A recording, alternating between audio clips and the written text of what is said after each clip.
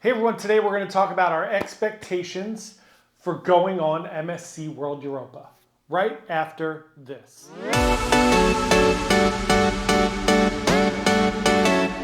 Hey everyone, Johnny from Bite Size Cruises. Welcome back to our channel. If it is your first time here, thanks so much for joining us. We really appreciate it.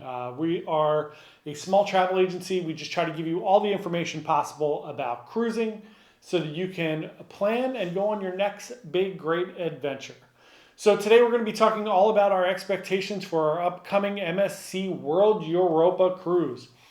Meg, her husband Jared, and a bunch of their friends are going on World Europa next week. They are super duper excited about it. They are they're actually flying into Barcelona. They're going to spend a night there. Then they're going to Marseille in France to board the ship.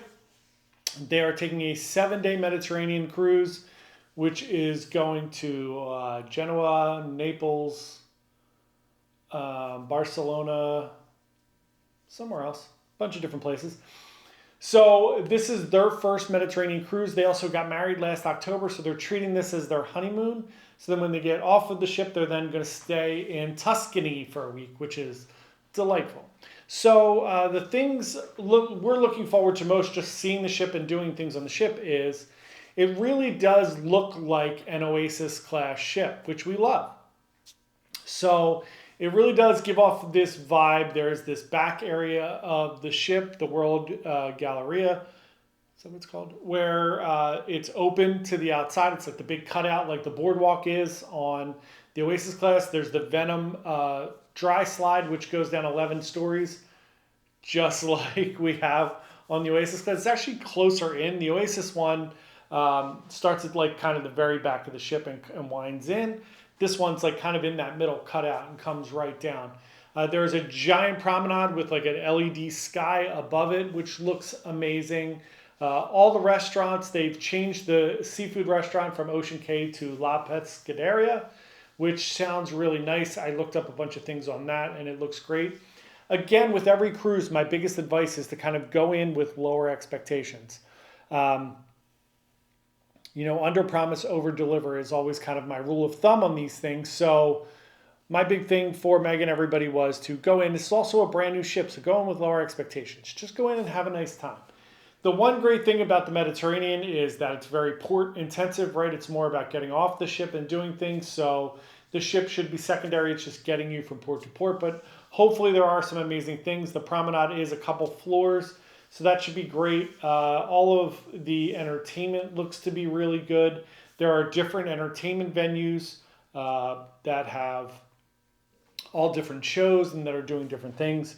So I would say probably more than anything else in getting on this new ship, the itinerary is the thing that's more important, as it usually is if you're doing someplace like Antarctica or the Mediterranean or Alaska. That's why a lot of times my big thing is when you're going on these cruises and you're picking a ship,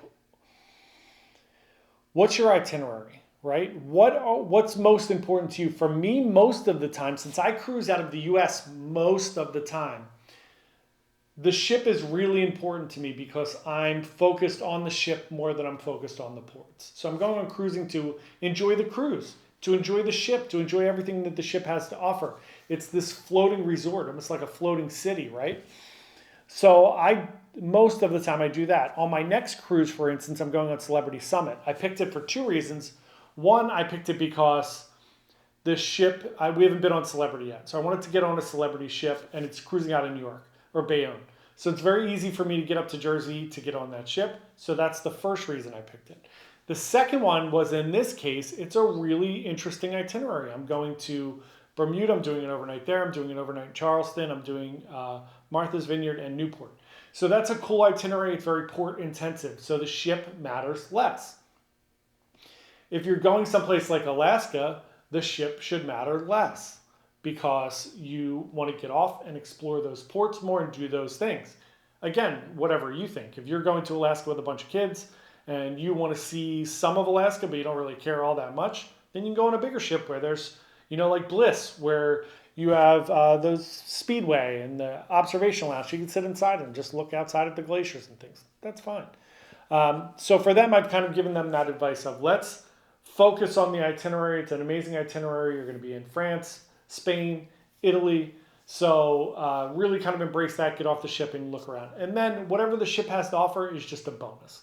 So I think it's going to be amazing. This is MSC's first ship that is LNG, so it's the liquefied natural gas. So it's a little cleaner for the environment, which is great. Most cruise lines are moving towards that. So I'm really excited to just kind of visualize. I've seen all the pictures and video. I'm really excited to just visualize the ship and see what's going on and see all the different things. Does anyone have any interest in going on World Europa? World America is going to come here in 2 years. We're already booked on that in 2025. Let us know, what are the things you're interested in seeing when we do our vlogs on different things from the ship? Are you interested in the entertainment, the food, the behind the scenes stuff? Let us know. Thanks so much for watching. We really appreciate it, and we will see you tomorrow. Thanks. Bye.